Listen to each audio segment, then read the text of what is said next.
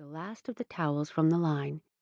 By the time she made it back to the house, the rain began to pour in a fury. She left the towels on the table with the other things and made her way to the room she shared with Gloria. To her surprise, the child was already asleep, and Carissa couldn't help but sit down beside her for a moment. It was a miracle the child had ever been born.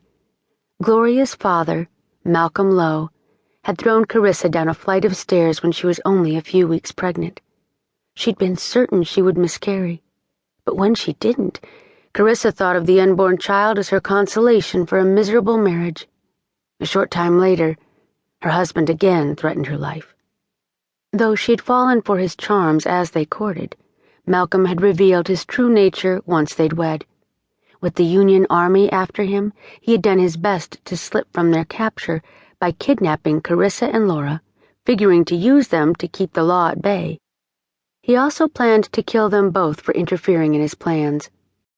Later, when surrounded by soldiers, Malcolm attempted to escape by water and ended up throwing Carissa into the Gulf off the shores of Corpus Christi in order to distract his pursuers.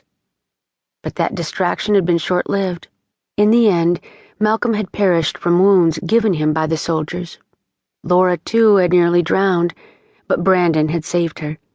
Tyler Atherton had been responsible for rescuing Carissa. When Malcolm nearly succeeded in ending her life, Carissa found little to live for. She was so devoid of hope.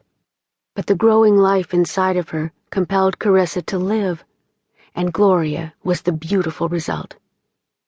"You are more than my consolation," she told Gloria, kissing the sleeping girl.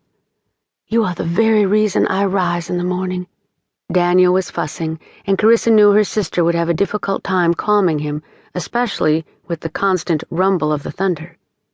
Laura would no doubt be a while, rocking and singing the boy to sleep. Carissa quietly exited the bedroom and walked to the front room window to look out on the storm. Thunder rumbled again and again while the rain steadily fell. Just a spring storm, she thought. Hopefully, there wouldn't be any hail or tornadoes to contend with. She sighed and watched a bit longer at the window. She had never intended to live here on the farm with Laura and Brandon. For the last 2 years, she had resided with her parents in Corpus Christi and quite happily vowed to remain there. Well, perhaps happy wasn't a word that Carissa could associate with her life. She had never felt all that close to her mother and father, and she knew full well that the fault was her own. Widowhood and being a mother had softened her heart in a way that made Carissa regret her actions in the past. With Malcolm dead at the hands of the army, Carissa was grateful for her parents' care and accepted that widowhood would be her lot in life. In fact, she cherished it. She never again wanted to have to deal with a deceiving husband. Instead, she would use her days to be a good mother and perhaps improve her relationship with her parents. Of course, despite her resolve, the men didn't keep from calling. She had never suffered for suitors. But after Malcolm, Carissa was weary of any man save her father, brother-in-law, and Tyler Atherton. And in truth, she hadn't had many dealings with the latter. After he had saved her life, Carissa had seen very little of the man, and it was just as well. Something about Tyler's gentle manner touched her heart in a way she would just as soon forget. She reasoned she only felt drawn to him because he saved her life. It seemed a sensible explanation. It was best, Carissa determined, to remain on her guard where men were concerned. She had thought she had known Malcolm so well, despite the fact that he always told her his business was to remain his alone and that she should refrain from asking too many questions. Carissa could never quite understand his insistence until the truth came out, and she learned that, for Malcolm, the war between the states had never ended.